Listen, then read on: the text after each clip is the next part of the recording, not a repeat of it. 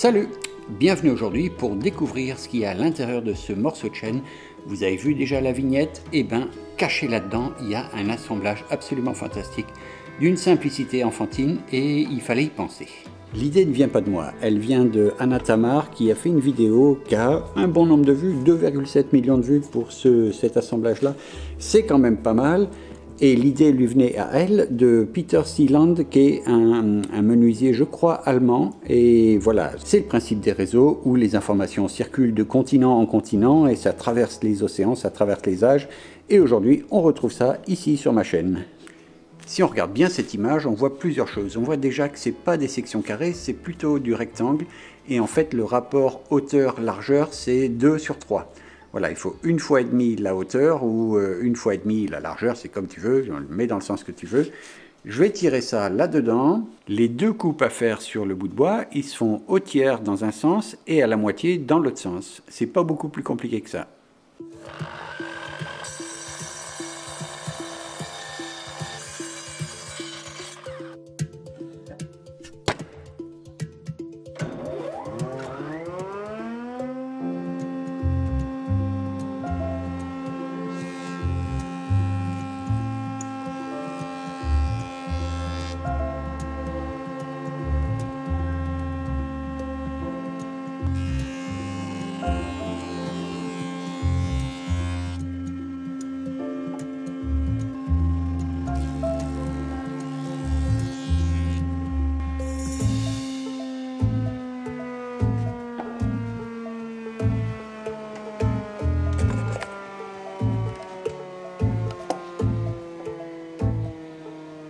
Allez, 52 mm, je le raboterai à 50, ce qui va me faire 75 dans l'autre dimension.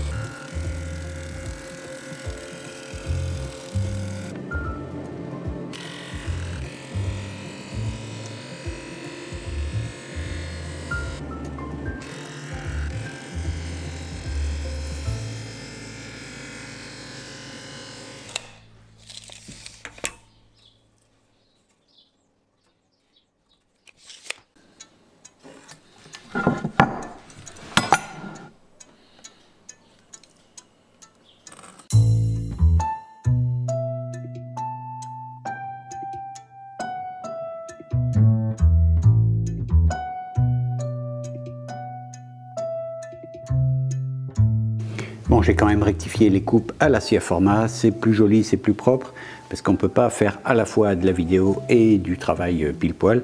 Donc voilà, c'est rectifié à la scie à format, c'est nickel, et je vais pouvoir faire les deux entailles dans chacun des morceaux de bois. C'est pas très compliqué. Un crayon,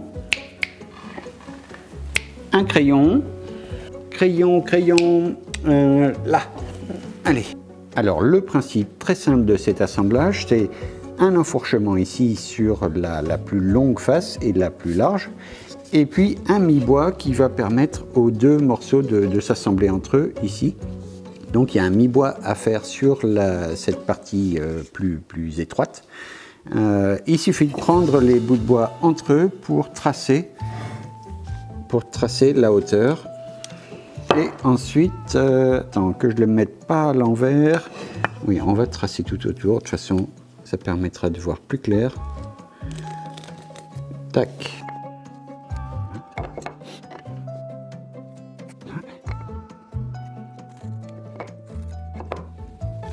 Alors, pour ceux qui me demanderaient ce que c'est que cette équerre, de même que celle-là, ça vient de chez Bridge City Tools, c'est en vente chez Bordet, je vous mets des liens en dessous. Ils me les ont offerts et c'est absolument fantastique. Allez, 74 mm divisé par 3, ça fait un peu moins de 25, ça fait 24,33. Je vais régler 24,33 là-dessus. Là.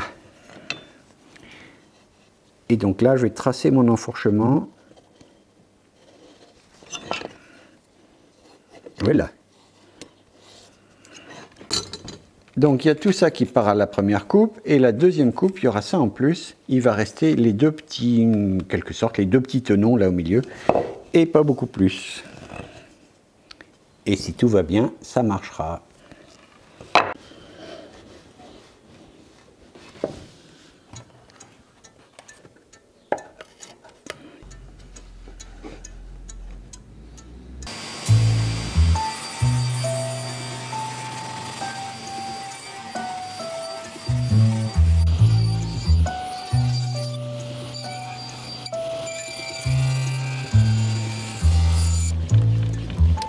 Allez, ça dépasse à peine, et comme ça, mon petit tenon, il va dépasser un tout petit peu, je pourrais le poncer, le raboter, je vais même en faire un tout petit peu plus.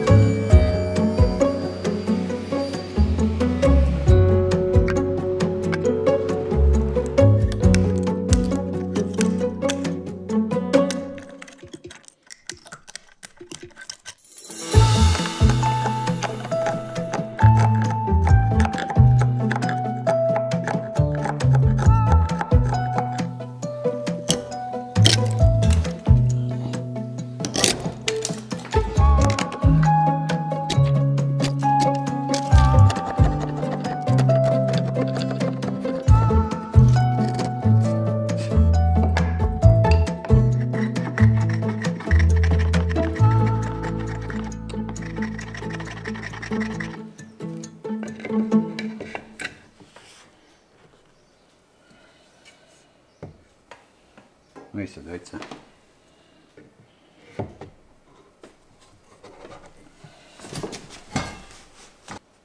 Un marteau!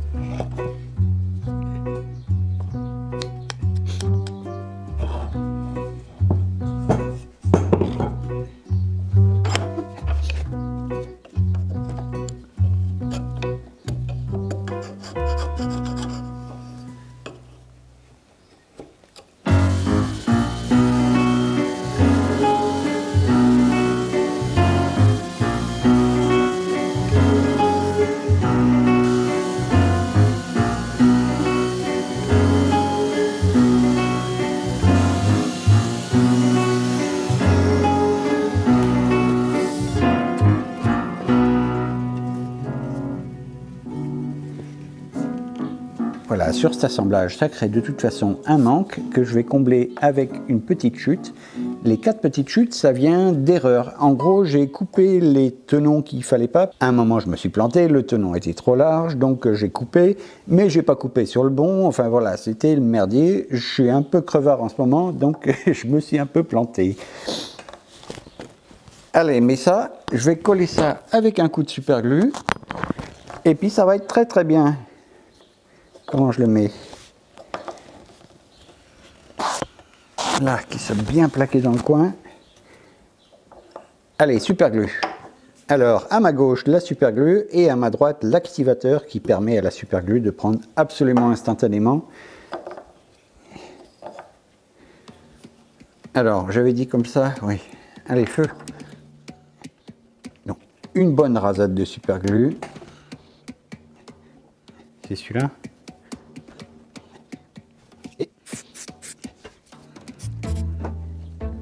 Et voilà. Ça y est, ça tient. Allez, je vais couper le coin. Essayer de faire ça proprement, tant qu'à faire.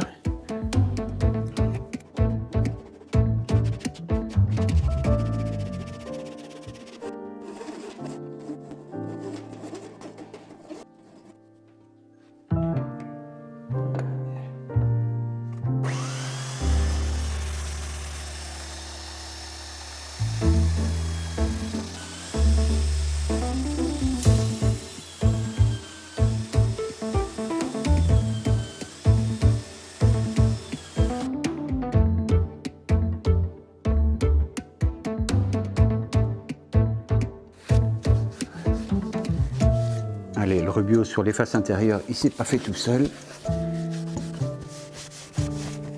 Mais c'est très vite fait.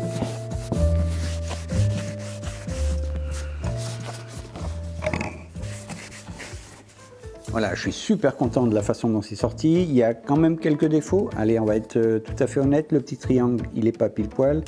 J'avais quelques jours là dans mes assemblages. Là, il y en a un petit, si on va chercher.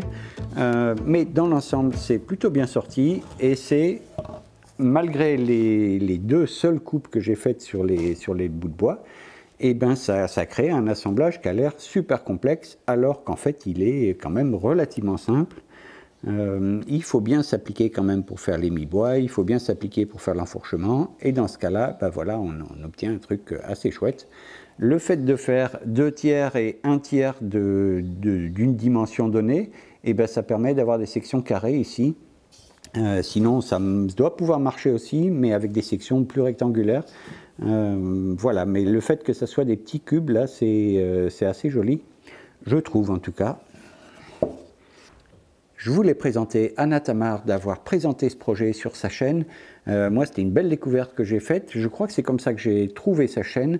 Ça s'appelle 3x3 Custom. Je vous invite à vous connecter à sa chaîne et d'aller voir ce qu'elle fait. Elle fait des tas de trucs chouettes, et y compris des assemblages comme ça qui servent absolument à rien, si ce n'est à s'amuser avec des bouts de bois et puis s'entraîner un petit peu aux découpes. Donc, maintenant que vous avez vu comment faire en français, ben, vous n'avez plus d'excuses. Allez hop, vous éteignez l'ordinateur et vous allez à l'atelier. On va se retrouver quant à nous très bientôt. Je ne sais pas pourquoi, peut-être la suite du portail, mais les ferrures ne sont pas prêtes. Et puis sinon, autre chose, je ne sais plus ce que c'est. Allez, à bientôt.